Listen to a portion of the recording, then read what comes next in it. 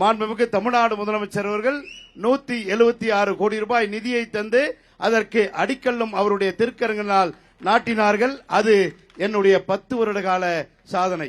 அது மட்டும் கிடையாது.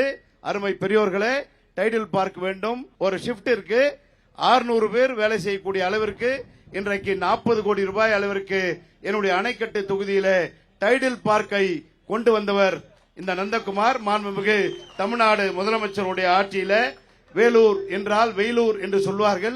வேலூர் என்றால் வெயிலூர். அருமை என்னுடைய அணைக்கட்டு தொகுதியில இந்த கோட்டைக்கு மட்டும்தான் செல்ல வேண்டும்.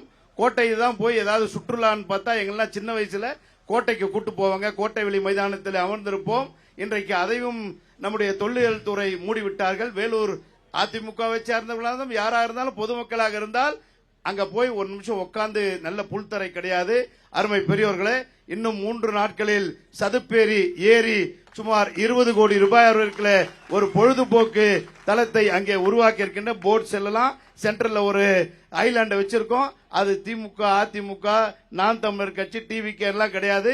பொதுமக்கள் யார் வேண்டும் என்றாலும் அந்த இடத்தில் போய் கண்டிப்பாக அந்த சுற்றுலா தலத்தை பயன்படுத்தக்கூடிய வகையில் இன்னும் 3 நாட்களிலே அங்கே ஒரு சுற்றுலா தலத்தை உருவாக்கி இருக்கின்றோம். அது ஒரு மாபெரும் சாதனை.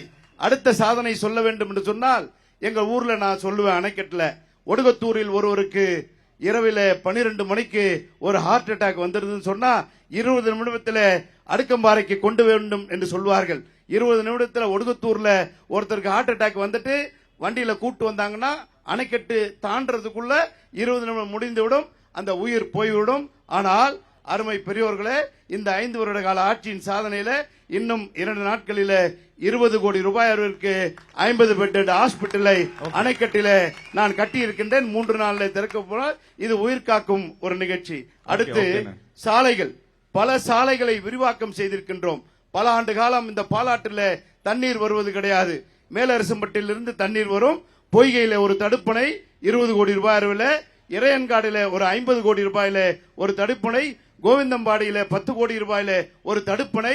இதற்கு இத்தனை தடுப்பணைகளையும் கட்டுகின்ற பொழுது அணைக்கட்டு தொகுதியிலே இருக்கக்கூடிய அனைத்து விவசாயிகளும் பயன்பெறக்கூடிய வகையில அணைக்கட்டில இத்தனை தடுப்பணைகளை கட்டியது திராவிட முன்னேற்ற கழக அரசு, மாண்புமிகு தமிழ்நாடு முதலமைச்சருடைய அரசு.